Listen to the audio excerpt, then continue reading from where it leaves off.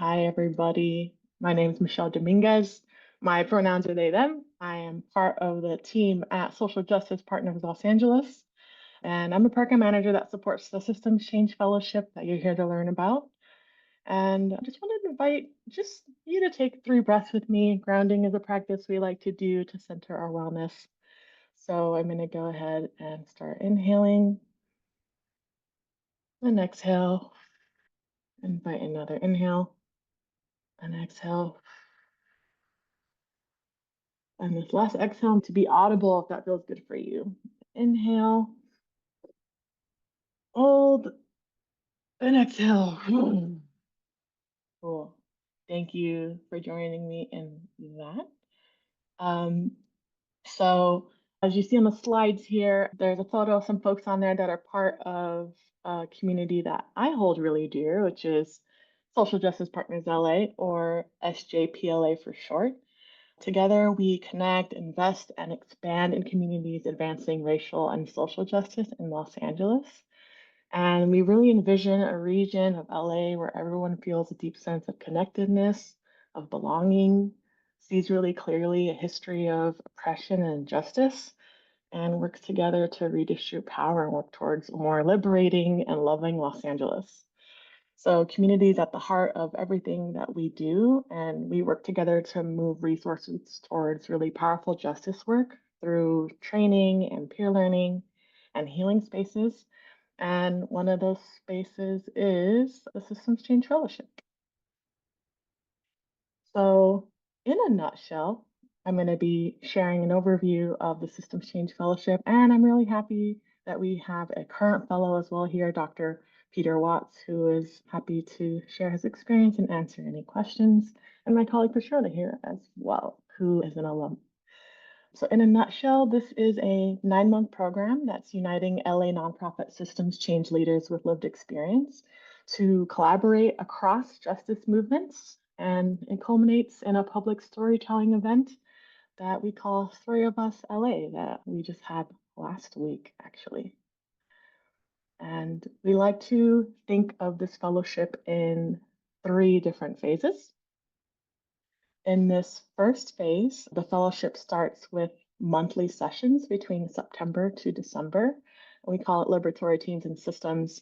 And this is where fellows really deepen connections with one another and explore what a liberatory culture looks like. In phase 2 in January, fellows will explore what it will take to continue to resource their work sustainably and the community partnership that it would take to get there. And that's the resourcing for sustainability phase. And then the final phase, fellows embark upon a 10-week communications training to develop a 3-minute story of their personal connection to their work. And this is done with the support of SJPLA coaches to help in refining this story. And these stories are shared at our annual event called Story of Us LA. So, what will it take to be in the fellowship? So we might be assessing this opportunity in terms of what would be the investment and what would be the benefits. Overall, what it will take, there is no cost to apply for this fellowship or participate. So the investment on the fellow's behalf is really about your precious, precious time and energy and your presence with one another and with us in this program. The interconnectedness and magic cannot happen without our fellows being present with one another. So we do ask that fellows attend all sessions, and a full list of these dates can be found on our website.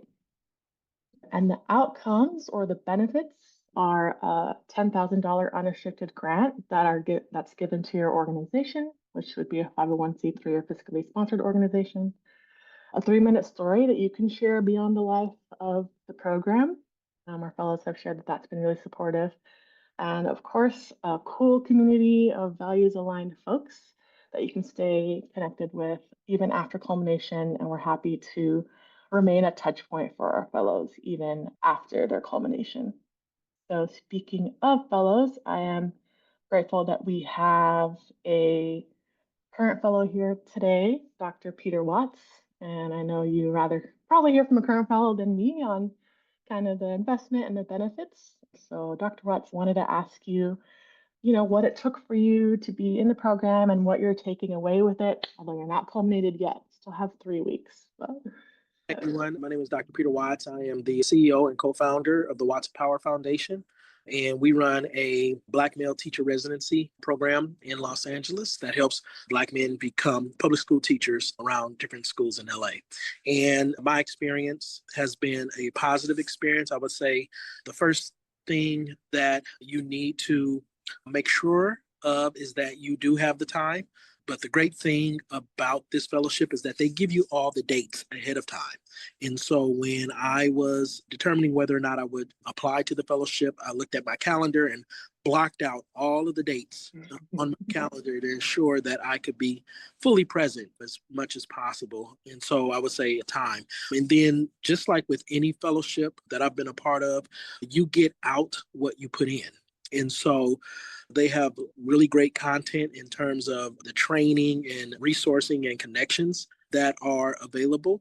But I think most importantly is the energy that you put into the fellowship and connecting with your cohort teammates, connecting with the staff and the coaches that you get, and taking the advice and even the suggestions that your coaches give to you when you begin working on your Story of Us LA. I don't want to say pitch because it's not a pitch, but your Story of Us LA story. And so that is, again, what I would say for me that I got out of the fellowship. I got community. Then I think at the end of the day, I really got to see that there were some really dope people in Los Angeles who really care about the city and who really want to make deep systemic change in the areas that they are involved in. awesome. Thank you, Dr. Watts, for giving that little preview. You're welcome to head off camera, but if y'all have any more questions, Dr. Watts and I and my colleague Patrona are gonna stick around. But if this is an opportunity that sounds interesting to you and you want to apply, I wanted to tell you more about the process for doing that. So first, in going through what is the eligibility criteria. So there's some that your organization would need to fulfill, and then also you as an applicant and the prospective fellow. So first being that should be at a nonprofit organization. So the applicants must have a designation from the IRS as a 501c3 org or proof of fiscal sponsorship. We are SJPLA, we are location based. So we have a strong preference for Los Angeles based organizations. If you are part of a national organization or are headquartered elsewhere, you're still invited to apply. Please just let us know how your program significantly impacts LA County. And we have had some fellows who are in that category. Either they're headquartered in LA, but they're national, or they have a significant impact in LA. So just let us know how you impact Los Angeles. And we do ask that fellows be in or near Los Angeles, as the majority of our sessions are in person and take place in LA. And lastly, should be some form of systems change work. So some fellows apply with a specific initiative or program in mind within their larger organization that is systems change focused. And some fellows apply with their whole organization's work in mind and working in terms of systems change. So you might be curious what that means. We are looking for initiatives that have a systems change focus rather than a direct service focus. So the type of work we're not looking for solely direct service, which often provide much needed individual level support. Some examples of this would be like temporary or permanent housing, mentoring, training, or food banks. But for the focus of this fellowship, we're really seeking leaders of systems change initiatives that address root causes of injustice by engaging people across the system to shift power and policy and mindsets that hold this problem in place. We see systems change work as acknowledging the really complex history of this problem and improving the lives of folks for long term and hopefully permanently. Now, on the applicant eligibility side, we are looking for fellows who are an organizational representative who have a proper responsibility for that systems change initiative or for the organization. So they would be a fellow on behalf of the organization, and the applicant should hold a title such as executive director or an initiative program director or an equivalent position with significant organization-wide or initiative-wide decision-making responsibility. We want to know that if you hopefully are taking some lessons from the fellowship, then you have the influence to be able to impact that in that initiative or in your organization. And the applicant should have at least 6 months of tenure within the organization. And as I mentioned before, work or live in LA County in order to be able to attend the sessions that are all in Los Angeles County. And then another criteria would be lived experience. So the individual participating in the Systems Change Fellowship should have direct lived experience of the issue that their initiative is solving. So the great thing about the Systems Change Fellowship is that we are issue agnostic, not issue specific. We have fellows working from education to immigration to criminal justice systems and more. So we look to applicants to define and tell us their relationship to the system that they seek to transform. For example, we would define direct lived experience of homelessness as someone who has been unhoused, unsheltered, or who may have experienced a lack of stable, safe, and adequate housing. Another way to think about it would be if you either in the past or presently would be eligible for the very kind of services or program that you are leading. So that is the eligibility criteria. And to tell you more about the application process, so it is a three-stage process, and we've really designed this to hopefully screen in as many people as possible. The first step would be submitting an eligibility form. And again, we've designed this to hopefully be quick, 20 or less minutes. So I definitely encourage you, if you have this time right now, since you're blocked off this time to be here, go ahead and open up the eligibility form and get started while we're talking. It's totally okay. It is about 16 questions, and only 4 of them are open-ended and only ask for no more than a few sentences. The rest are pretty standard things like your name, email, budget, and so forth. And again, this first step is due May 14th at 11 p.m. So after May 14th, then we review all of the eligibility forms and we invite eligible candidates to an applicant workshop. So this workshop is interactive and simulating the fellowship's collaborative environment, and applicants would meet one another and the application committee. Our application committee consists of staff like myself, fellowship alum, and SJPLA partners. And again, the intention here is to hopefully be an added value to applicants, whether or not the opportunity works out, and to incorporate a relationship building space rather than putting it in the written form of having to write down and explain everything, rather have more of a conversation about it. So there are 2 applicant workshop options. So invited applicants are only asked to attend one. So this may be something you'd want to hold in your calendar in the event that you're invited and want to attend one of the applicant workshops. Here are the dates: Thursday, June 12th, 10 to 1, and Monday, June 16th, 11 to 2. After the applicant workshop is when the application committee comes together, again, consisting of staff and fellow alum and some partners, and determine inviting up to 9 folks to join the fellowship. And the fellowship starts in September. And folks who've applied should be notified of the process and kind of final invitations by mid-July, July 16th. So that is the 3-stage process. You could take down the slides. And that's the overview that I have for y'all about the Systems Change Fellowship. So we are going to enable folks to unmute themselves or come on camera if you would like to ask any questions. Feel free to raise your virtual hand. You can also type your question in the chat.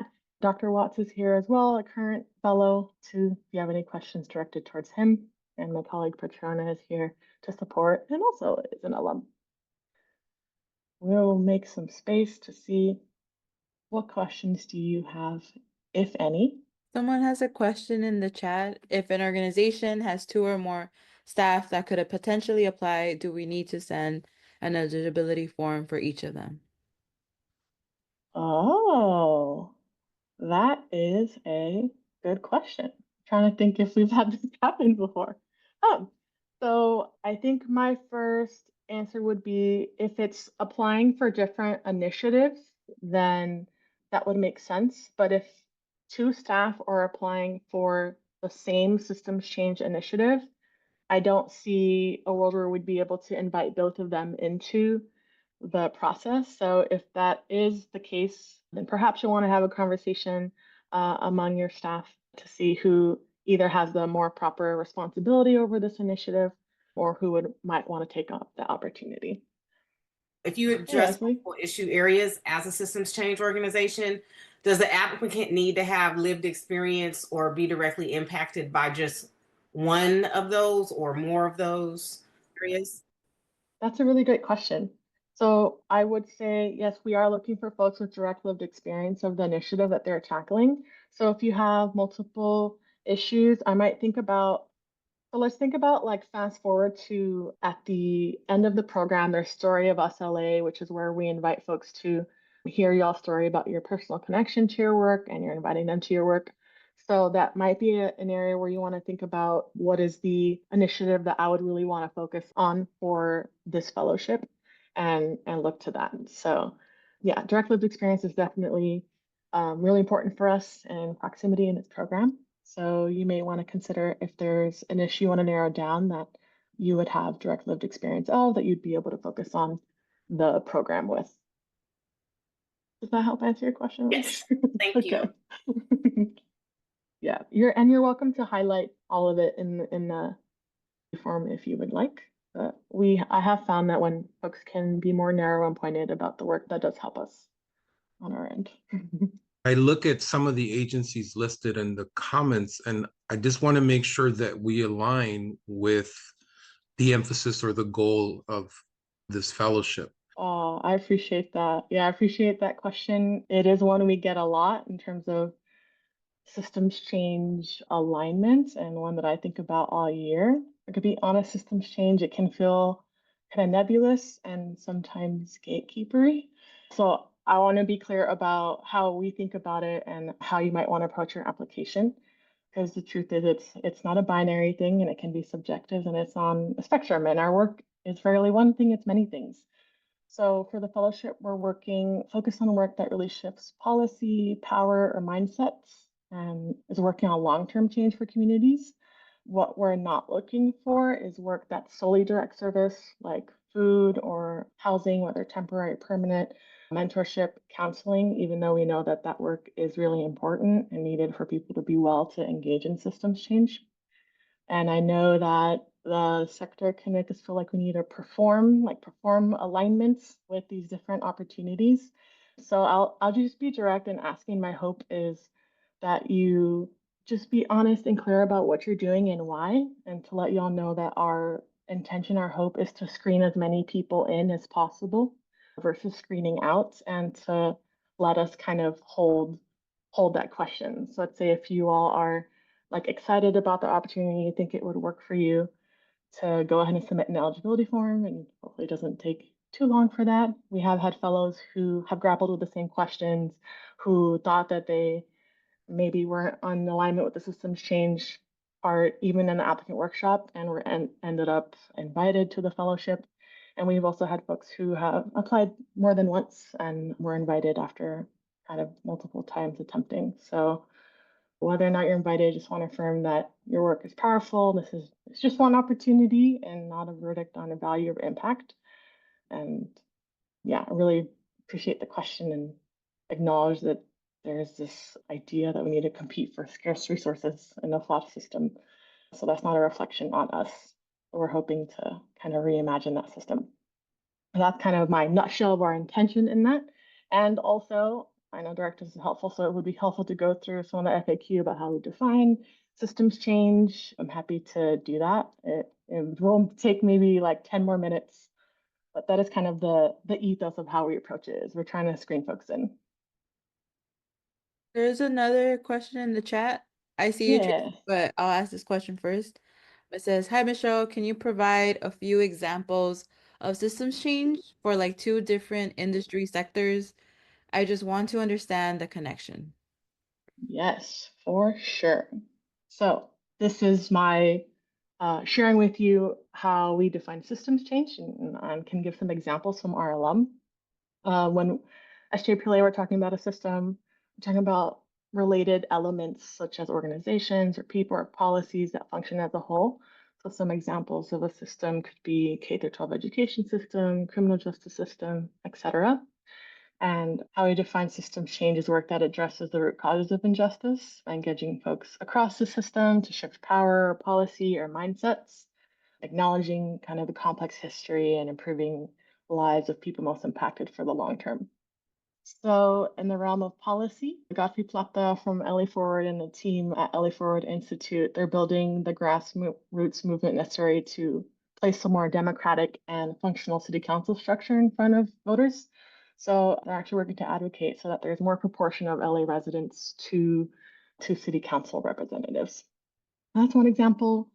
In the realm of like people power and relationships and connections at Pasadena's Organizing for Progress. They're building people power and raising organizers from within their community to address injustice issues in Pasadena, advocating and through decision-making power. So for example, they advocated for the first wage enforcer in Pasadena. And in the realm of like narrative change or like mindsets, at the team at Mirror Memoirs, they're really trying to intervene in rape culture by uplifting the narratives and the healing and the leadership of queer and trans people of color who've survived child sexual abuse. And one way they do that is by kind of guiding them through a storytelling and art experience to shift the mindset of rape culture and who is most impacted by rape culture. So those are just some examples. Our website also has some examples of our 55 alum across different sectors or industries that I didn't just highlight right now. And I do believe if you click on each of their faces, you'll see kind of the different work that they're doing as well. Any other questions, or maybe even questions for Dr. Watts, who is a current fellow, who might give you the direct lived experience of the fellowship versus my experience as a staff. We welcome those questions as well. I think for Dr. Watts, what did he learn within himself with the whole storytelling piece? Because I noticed at the end you guys do like a big event. And I know some people have fears of public speaking, even if we have leadership. Some of us are having difficulties creating that narrative of what we actually do and articulating it well to actually move anybody. So I kind of wanted to know, like, what was his experience from the fellowship that shaped him for that last performance? Thank you. That's a great question. I think for me, it was listening to the feedback from the coaches. There was some struggle that I had, and some of the feedback, like you're going to get feedback from a lot of people, and some feedback you take and some feedback you don't take, and whatever resonates with you. And I think for me, what really about this fellowship, what really impacted me was learning how to tell my story, right? And in a way that was compelling and in a way that really talked about my lived experience when it came to education and becoming a teacher in LA.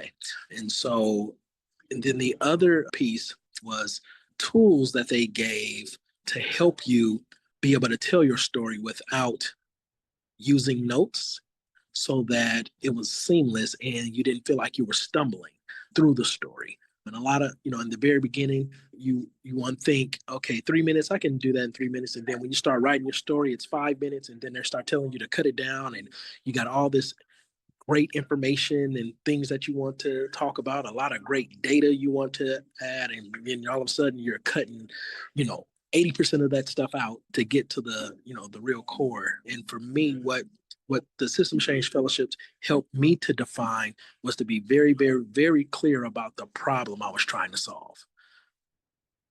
And because for me, that's what systems change is. It's actually getting to the root cause of the symptoms that we experience. And so now that I know what that root problem is, it better help me to be able to talk about how we are as an organization addressing the root problem. Now that you have that experience and now you're able to articulate that message clearly, what small wins or successes have you had after the fellowship from using that experience? So when I am talking to foundations, when I'm talking to program officers, when I'm applying to grants, one of the first questions that they always ask is, what problem are you trying to solve? And there's a particular grant that we literally just submitted 2 days ago, and we made it to the second round because we were able to identify our problem. And this grant is $1 million of unrestricted funding, all right? And so me being able to, again, identify what that problem is and what we're doing to solve that problem moved us on to the second round for this national, grant competition piece. And so that's what it, again, did for me. Well, thank you for Mr. Watts. I appreciate that. Yep. I do collaborative work with a small nonprofit. I've done a lot of work with them, but I am not on staff. But since I am not truly officially a part of this nonprofit, should I approach them of saying, can you make me an initiative director or get an official title and then apply? Thank you for sharing more about your experience. I love that you're like so into wanting to change the system and the nuance of your relationship with this org. So it sounds like, yes, we do want an organization representative, someone who has the influence over the initiative that they see.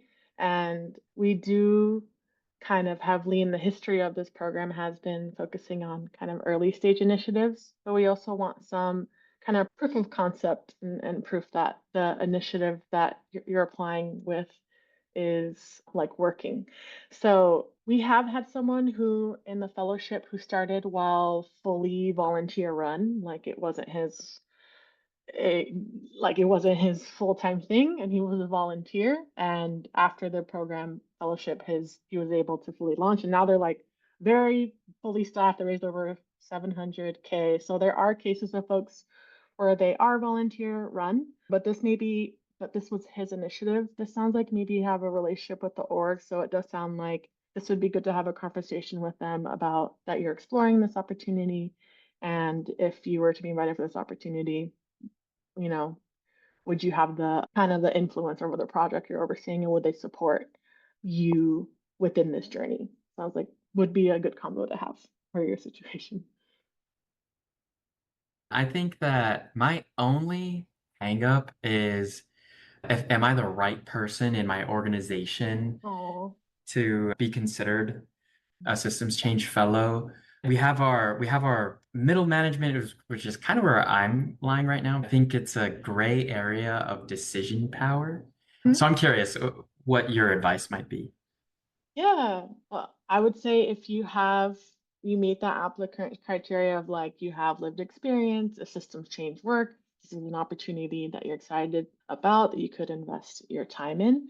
And if this also maybe sounds like a case where perhaps you'd want to have a conversation with your colleagues about if you were to enter this experience, is that something that they support?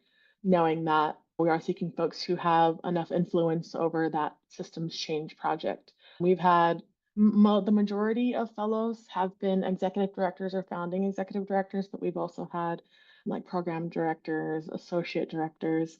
So being like middle management does not preclude you on our end from it. We're just going to look to y'all to think about if you fit that criteria of lived experience and having influence over that specific systems change project that you're overseeing.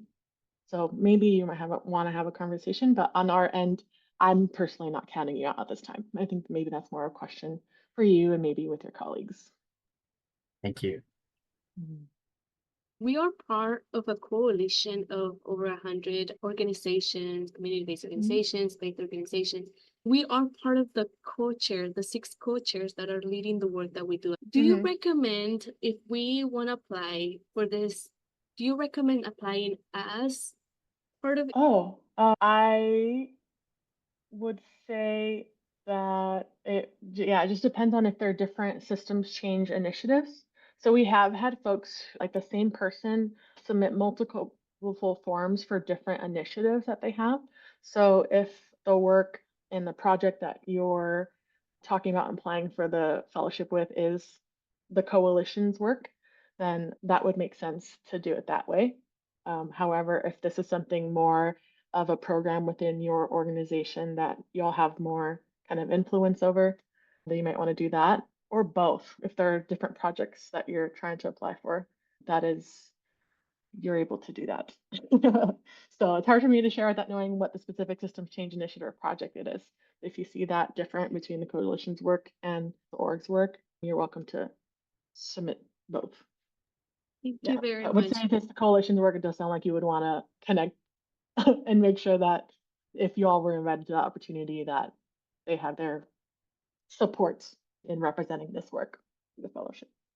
Thank you, Michelle. Yeah.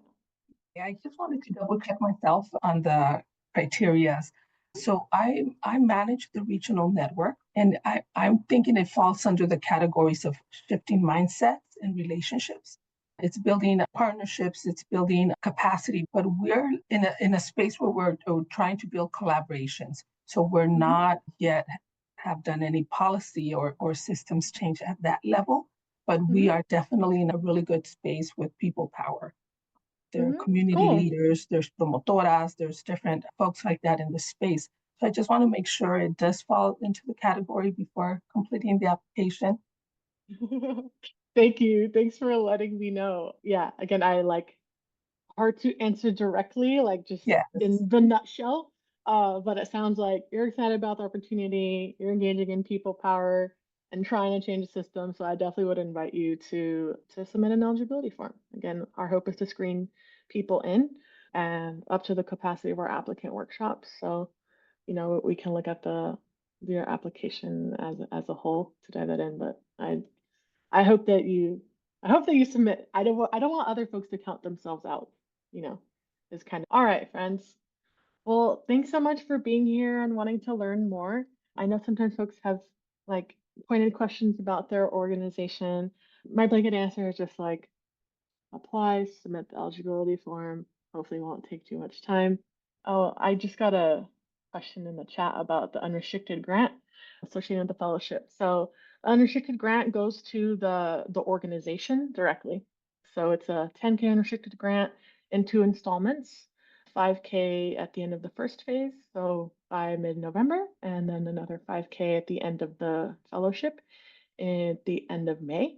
And so that grant it goes directly to your 501c3 or like fiscal sponsor setup is how that works. I just dropped my email on the chat. I'm Dominguez at SJPLA.org. Feel free to contact me. Eligibility forms are due May 14th as a reminder. Any other questions, feel free to email me. Thanks for being here.